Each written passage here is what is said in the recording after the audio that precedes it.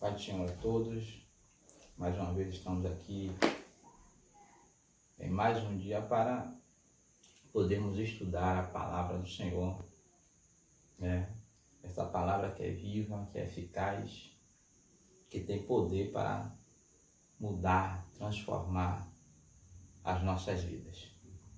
E eu gostaria já de começar lendo o texto que nós vamos ter por base desse estudo nessa noite, que é Romanos, capítulo 8, a partir do versículo 31.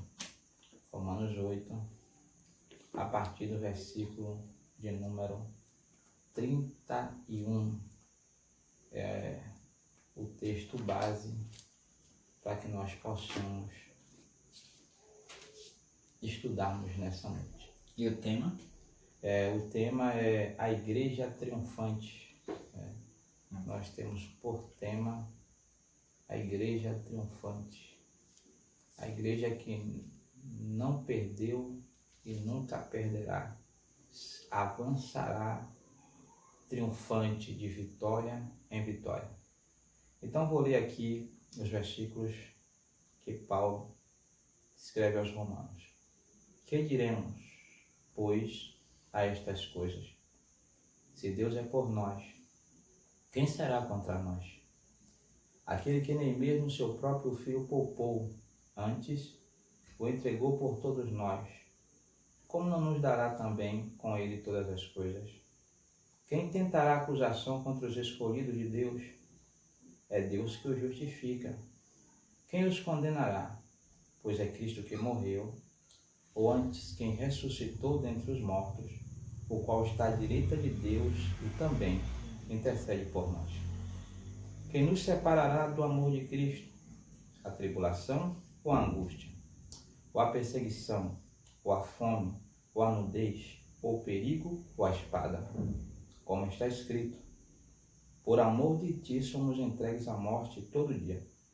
Fomos reputados como ovelhas para o matadouro. Mas em todas estas coisas somos mais do que vencedores, por aquele que nos amou. Porque estou certo de que nem a morte, nem a vida, nem os anjos, nem os principados, nem as potestades, nem o presente, nem o porvir, nem a altura, nem a profundidade, nem alguma outra criatura nos poderá separar do amor de Deus que está em Cristo Jesus, nosso Senhor. Então é a partir desse texto, né, que nós vamos caminhar pela palavra de Deus e estudarmos a respeito da Igreja Triunfante, a Igreja de Nosso Senhor e Salvador Jesus Cristo. Quando nós falamos de igreja, né, nós temos que fazer uma distinção ou uma separação. Existe a igreja como organização e a igreja noiva do Cordeiro, que é a igreja espiritual. Então, a igreja organização, ela é necessária, com certeza. A igreja como organização é a igreja que tem a sua placa denominacional na frente do templo. É onde nós estamos a congregar, é onde nós nos reunimos com os irmãos, é onde nós levamos os nossos dízimos e as nossas ofertas, é onde nós estamos sobre a orientação e a direção do nosso pastor. Essa é a igreja visível ou a igreja local. Ela é importante, mas o que na verdade eu gostaria de me ater é sobre a marcha da igreja que é a noiva de Cristo. A marcha da igreja que é triunfante e que nunca vai perder. Porque a igreja, quanto organização, como organização local, regional, estadual, ela pode sofrer alguns revés. Ela pode sofrer sanções do governo, pode fechar. Alguma intempérie climática pode abater-se sobre ela, ela pode vir a não poder existir mais. Mas a igreja de Jesus Cristo, a igreja que é a noiva do Cordeiro, nada para a sua marcha. Nada tira ela da sua trajetória. Ninguém pode derrotá-la. Por quê? Porque o esposo dela venceu por ela. A Bíblia diz que Cristo é a cabeça da igreja. E isso é glorioso. Por quê? Porque ele venceu por nós. Então vamos aqui primeiro fazermos uma separação. Quem é a igreja? A Bíblia diz em João capítulo 1, versículo 11, que ele veio para os que eram seus, ou seja, Jesus, veio para o que eram os seus, Israel. Mas nem todos os israelitas o receberam. Mas aqueles que o receberam também o poder de serem feitos ou serem chamados filhos de Deus. Então, a igreja são os que receberam a Cristo, se tornaram filhos de Deus. Nós temos aqui também que Jesus ele derribou a parede, porque havia uma separação. Judeu, gentil ou grego. Se você não fosse judeu, descendente de Abraão, você era grego ou gentil. E desses povos, Deus fez a igreja. A parede de separação que havia foi derrubada pelo sacrifício de Jesus Cristo. E ambos os povos se tornaram igreja. O termo igreja, no seu original, ele tem como a sua palavra original é eclésia, que são aqueles que foram tirados para fora.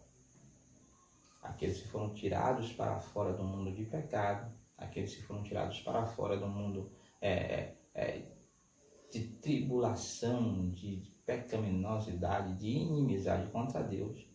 E agora eles são parte do corpo de Cristo. Essa é a igreja.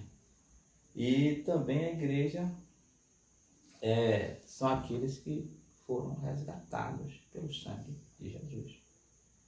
Então, Jesus Cristo, quando ele morre na cruz, derrama seu sangue, ele não derrama seu sangue em vão.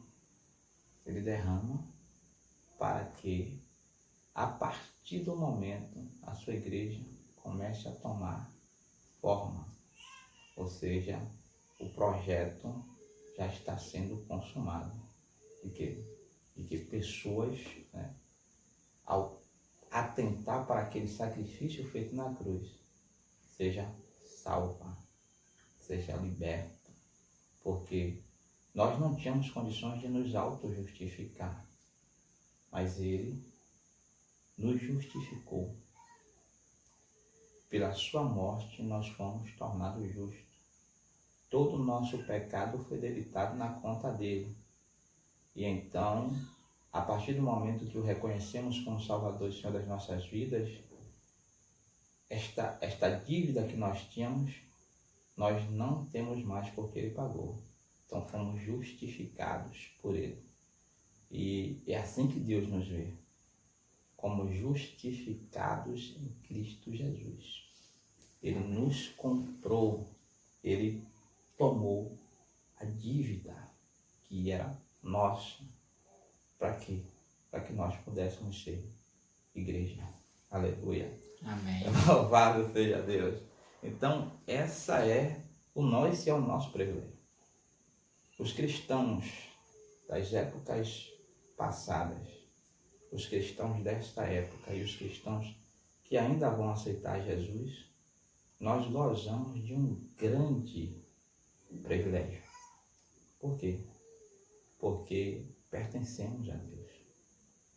Somos da família de Deus. E nada vai impedir a nossa trajetória. Por isso que eu digo que a igreja é triunfante. Se nós permanecermos nesta palavra, e se nós permanecermos nesta fé, não haverá nada que impeça que nós possamos chegar lá. Aleluia. Glória a Deus. Eu fiz algumas anotações aqui para não perder o sentido do nosso estudo. Então, o primeiro ponto que eu quero destacar é o seguinte: o que faz a Igreja de Cristo se destacar? O que faz a Igreja de Cristo se destacar? Então vamos ler aqui 1 Coríntios, capítulo 6, versículo 20. 1 aos Coríntios, capítulo 6, versículo 20.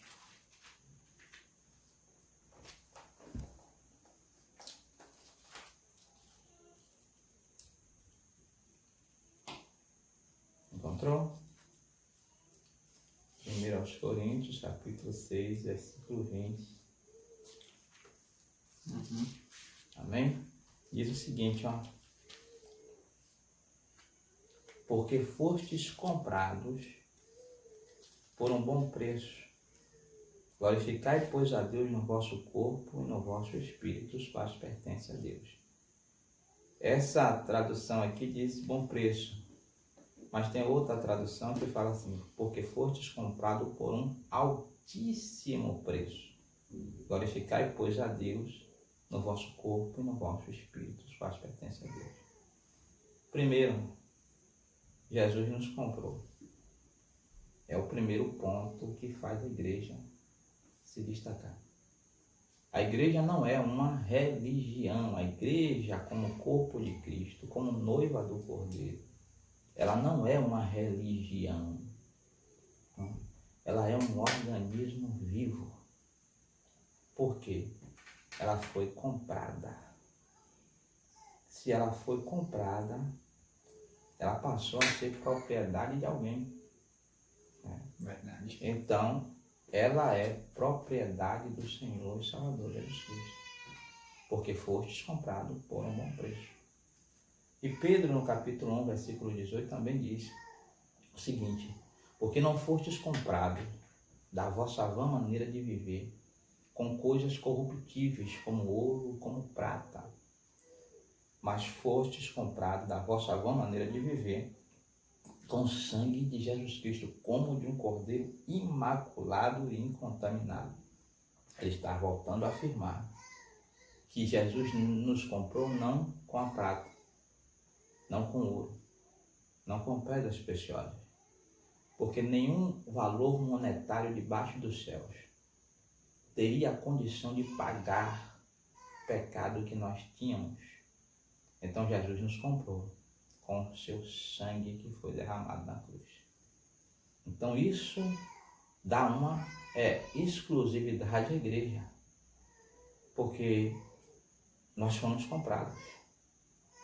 É como se você olhar no mercado de escravos, nós estávamos lá no mercado de escravos. E nós éramos os escravos mais desvalorizados do mercado. Alguém passava e disse: vou comprar esse nada. Não serve para nada. Escravo inútil. Mas Jesus passou e disse: é isso que eu quero. Eu vou comprá-lo, porque eu quero como minha propriedade. Hoje nós somos propriedade De Cristo. de Cristo. Pertencemos a Ele. A segunda coisa é o seguinte: nós fomos livres da condenação. Nós somos livres da condenação. Então vamos ver João capítulo 3, versículo 17 e 20. Evangelho de João, capítulo 3, versículos 17 e versículo 20. Encontrou? Então leia para mim, por gentileza. Porque Deus enviou o seu Filho ao mundo, não para que condenasse o mundo, mas para que o mundo fosse salvo por ele. Quem crê nele não é condenado, mas quem não crê já está condenado, porquanto não crê no nome do unigênito Filho de Deus.